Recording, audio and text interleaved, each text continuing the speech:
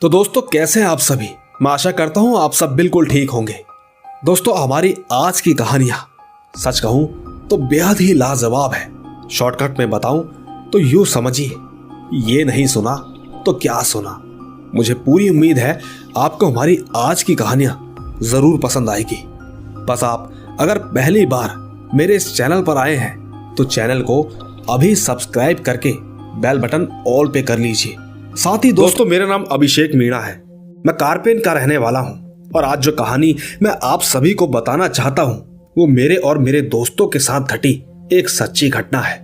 दोस्तों दरअसल बात उन दिनों की है जब मैं और मेरे दोस्तों ने अपने गांव की नदी की तरफ पार्टी करने का सोचा था। उस वक्त शाम के 5 बज रहे थे तो हमने सोचा कि वहां पर रात के 8 बजे चलेंगे और फिर वहां से ठीक 11 बजे तक घर आ जाएंगे। हम ये सब सोच ही रहे थे कि तभी मेरे दोस्त ने, जिसका नाम विजय है, उसने बोला कि वहां पर तो भूत प्रेतों का वास है, इसीलिए हमारा वहां रात में जाना बिल्कुल ठीक नहीं रहेगा। उसकी बातें सुनकर मेरे दोस्त बंटी ने कहा कि ये सब बकवास बातें हैं, ऐसा कुछ भी नहीं होता, मैं तो इन पर बिल्कुल यकीन ही नहीं करता हूं। हालांकि दोस्तों मैं भी इन बातों पर यकीन नहीं करता था, इसीलिए हम दोनों ने मिलकर विजय को वहां जाने के लिए राजी कर लिया। इसके बाद हमने कुछ खाने पीने की चीजें ली और 8 बजे तक जाने के लिए सारी तैयारियां कर ली थी। लेकिन विजय थोड़ा घबराया हुआ सा था। वैसे हमने ऐसे भूत प्रेतों के किस्से कहानियां सुनी तो बहुत थी, पर नदी के पास हनुमान जी का मंदिर भी तो था, उसकी वजह से हमारा हौसला बढ़ रहा था। इसी बीच हम नदी की तरफ चले गए थे। वहां पर हम तीनों ने बहुत मस्ती की, बातचीत करते हुए खाना भी खाया। हम लोग पार्टी में इतना खोए हुए थे कि हमें समय का अंदाजा ही नहीं हुआ। जब मैंने अपने फोन में समय देखा तो रात के तकरीबन 12 बज चुके थे। इसके बाद मैंने अपने दोस्तों से कहा कि भाई अब हमें घर चलना चाहिए, हमें काफी देर हो चुकी है, चलो अब यहां से चलते हैं। लेकिन तभी बंटी ने कहा कि रुको भाई, अभी थोड़ी देर में चलेंगे, जरा मैं टॉयलेट करके आता हूं। इसके बाद हमने उससे कहा कि ठीक है तू जा, हम तेरा यहीं पर इंतजार कर रहे हैं। बंटी उठा और टॉयलेट करने के लिए चला गया। लेकिन ये क्या, वो शमशान घाट के पास टॉयलेट करने चला गया था। वैसे हमने उससे बोला हुआ था कि तू ज्यादा दूर तक मत जाना, परंतु वो फिर भी वहां चला गया। उसे गए हुए अब 20 मिनट हो चुके थे, लेकिन वो अभी तक वापस नहीं आया था।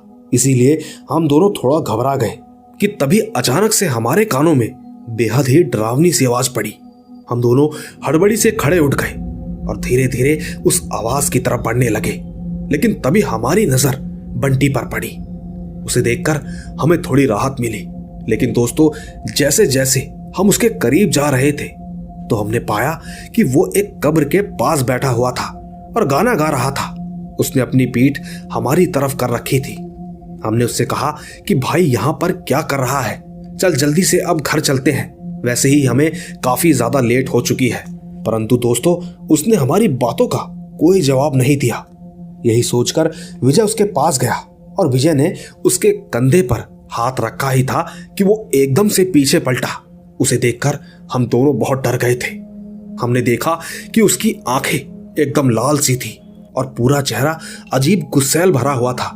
हम कुछ करते कि इससे पहले उसने विजय को इतनी तेज धक्का दिया कि विजय वहां से 5 से 6 फुट की दूरी पर जा गिरा। मैंने तुरंत भागकर विजय को उठाया।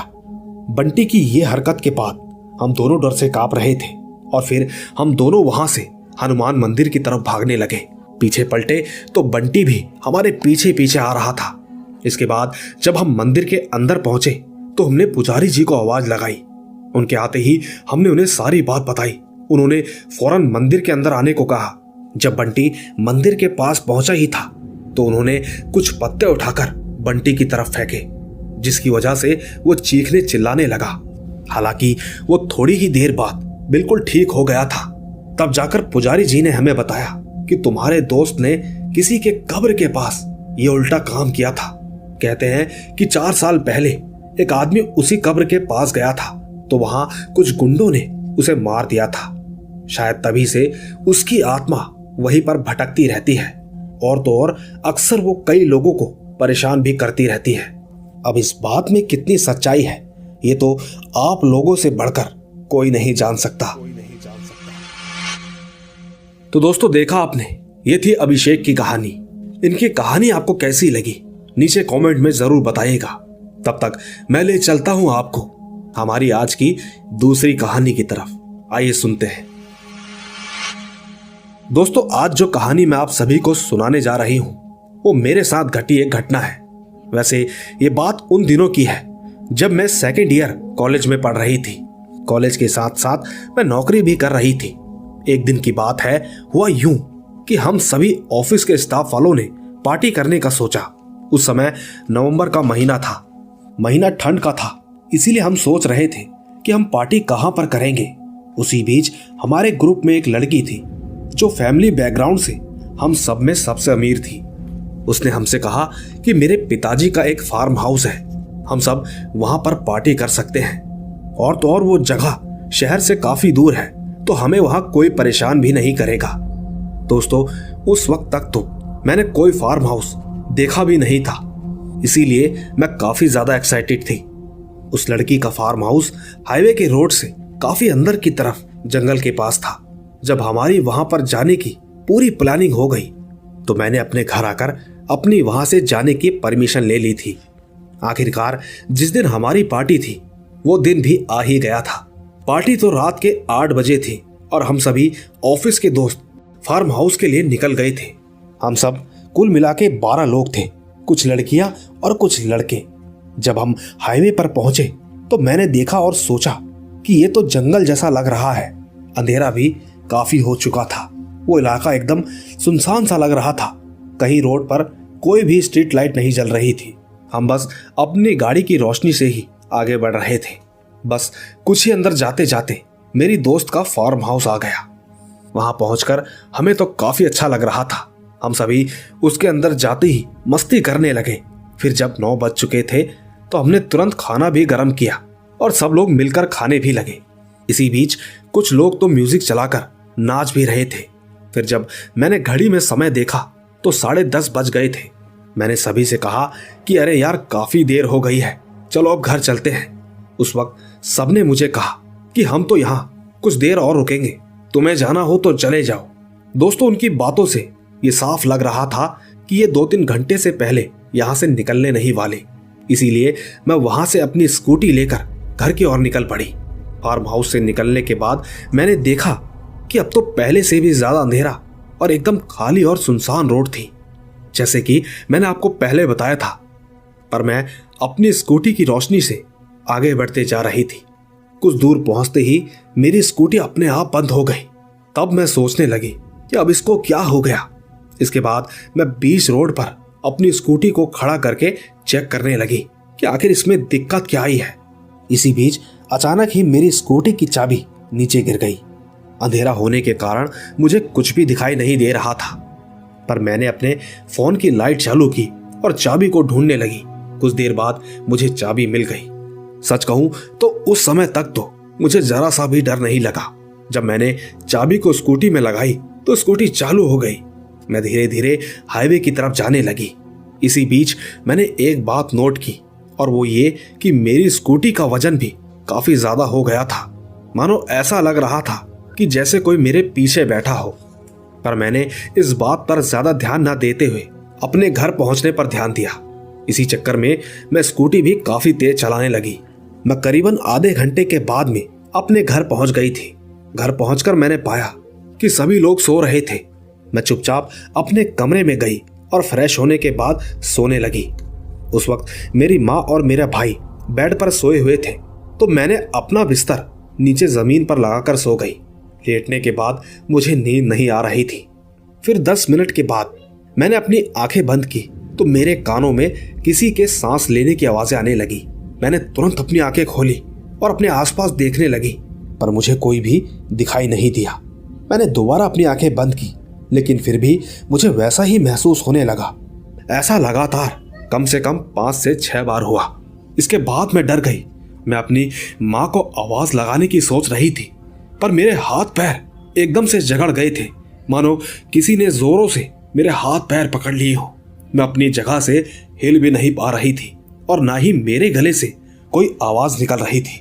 मैं सोचने लगी कि अब क्या करूं, कि तभी मैंने अपने मन ही मन हनुमान चालीसा पढ़ने लगी। जैसे ही मैंने हनुमान जी का नाम लेना चालू किया, मानो ऐसा लगा कि मेरे पास से कोई चीज तेजी से भागकर घर से बाहर चली गई। इसके बाद सब कुछ नॉर्मल हो गया था और फिर रात भर मैं आराम से सो गई। अगली सुबह मैंने माँ को रात की घटना के बारे में बताया। माँ ने तुरंत मंदिर से राख का टीका लगाकर कहा कि आगे से कभी भी देर रात और सुनसान जगह से बिल्कुल मत आना। दोस्तों, इसी के साथ मेरा एक और किस्सा है। उस वक्त मैं बहुत छोटी हुआ करती थी। तब मैं स्कूल में पढ़ती थी और हमारा स्कूल घर से काफी दूर था, तो मैं हमेशा ही घर से जल्दी निकल जाती थी क्योंकि मैं अक्सर पैदल ही जाया करती थी। मैं पूरे रास्ते खेलते मस्ती करते हुए जाती थी। दोस्तों, मैं एक बात आप सभी को बताना चाहती हूँ कि हमारे स्कूल के पास एक काफी मशहूर बगीचा है। उसमें झूले और काफी अच्छे अच्छे फूल पौधे लगे हुए हैं। उन दिनों वहां काफी अच्छे अच्छे फूल और पौधे लगे हुए थे। मुझे फूलों से काफी प्यार था, लेकिन हमेशा मेरे घर वाले मुझे डांटते रहते थे कि खबरदार उस बगीचे में गई तो। इसी वजह से मैं हर रोज आते जाते उस बगीचे को बाहर से ही देखती थी। मेरे पिताजी उस समय फौज में थे, तो हमारी देखभाल मेरे चाचा जी करते थे। एक बार हमें स्कूल से जल्दी छुट्टी हो गई, तो मेरे मन में अचानक ख्याल आया कि आज बगीचे में जाती हूँ। वहां जाकर कुछ देर खेलने के बाद वापस घर लौटकर चली जाऊंगी। बस फिर क्या था, मैं उस बगीचे के अंदर चली गई। पहले तो मैंने बगीचे में जाकर सुंदर सुंदर फूल तोड़े और अपने सर पर लगा लिए। फिर थोड़ी देर वहां खेला भी। झूला झूलने में तो मुझे बहुत मजा आ रहा था।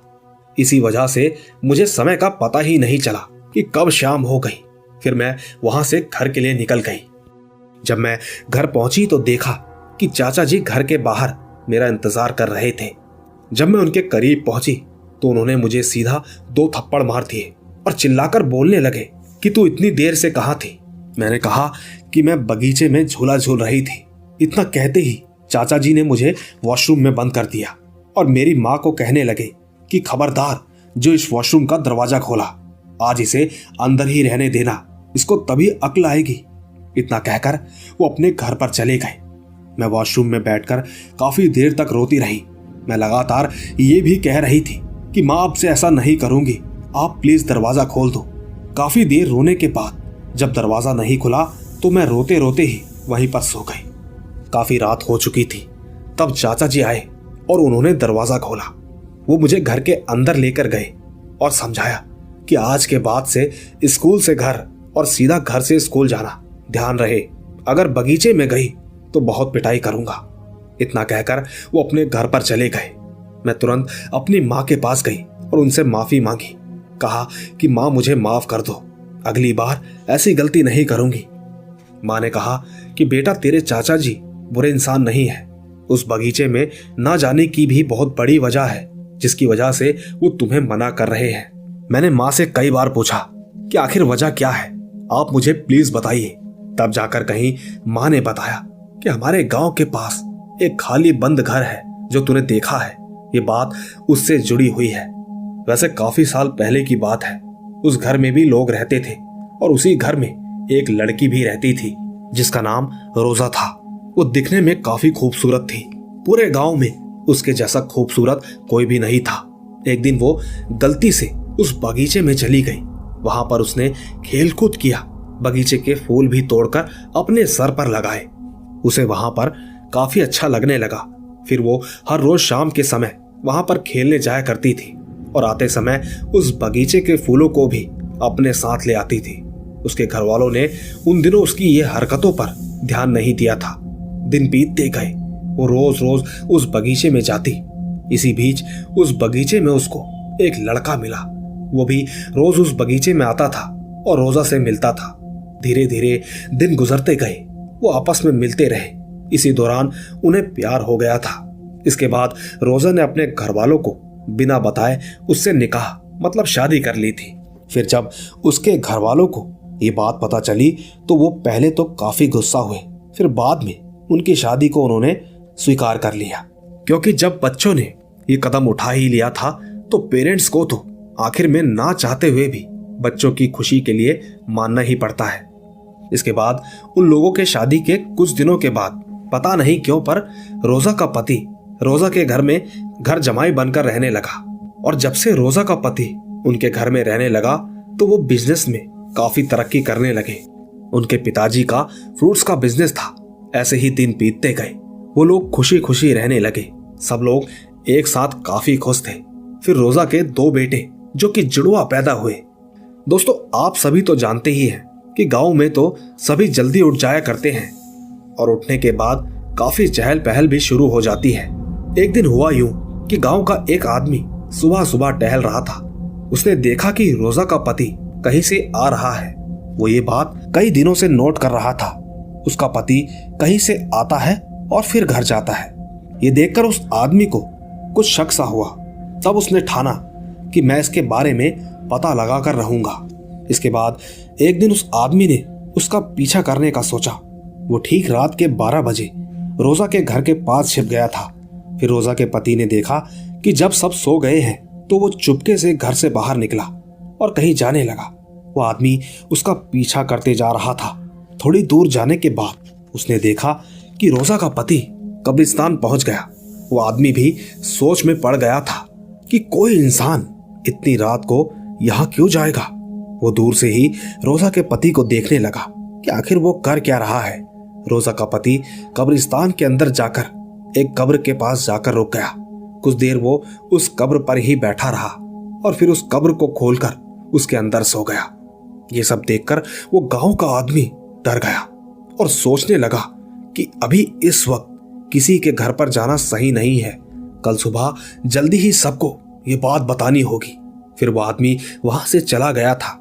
अगली सुबह वो आदमी रोजा के घर पर आया और सबको जगा दिया।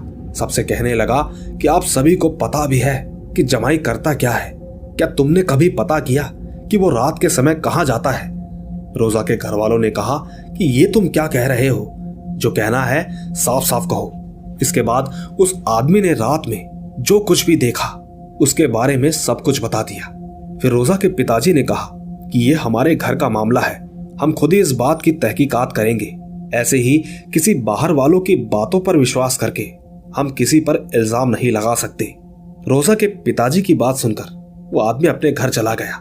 वो जाते जाते कह गया कि ठीक है, आप कीजिए जो करना है, पर जल्दी ही कीजिएगा, कहीं ये ना हो काफी देर हो जाए। दोस्तों, ठीक उसी रात हुआ यूं कि जब घर में सभी सो रहे थे तो रोजा के पति ने देखा कि हाँ, सब सो गए हैं। वो घर से निकल गया। लेकिन उस रात रोजा के पिताजी जगे हुए थे। वो भी यही सोच रहे थे कि आज मैं देखता हूं कि आखिर उस आदमी की बातों में कितनी सच्चाई है। जब रोजा के पिताजी ने देखा कि उनका जमाई घर से निकल गया है तो वो भी ठीक उनके पीछे पीछे निकल गए। उसका पीछा करते करते उन्होंने देखा कि उसका जमाई सच में ही एक कब्रिस्तान के अंदर गया। वहां पहुंचकर वो एक कब्र पर जाकर बैठ गया और फिर उसके बाद उसे खोलकर अंदर जाकर सो गया। रोजा के पिताजी ने सोचा कि इस वक्त यहाँ ऐसी जगह पर बात करना ठीक नहीं, इससे तो कल सुबह ही बात करनी होगी। यही सोचते सोचते वो घर आ गए। जैसे ही अगली सुबह हुई तो रोजा के घर वाले सब जाग रहे थे। सब के सब उसके पति का इंतजार कर रहे थे।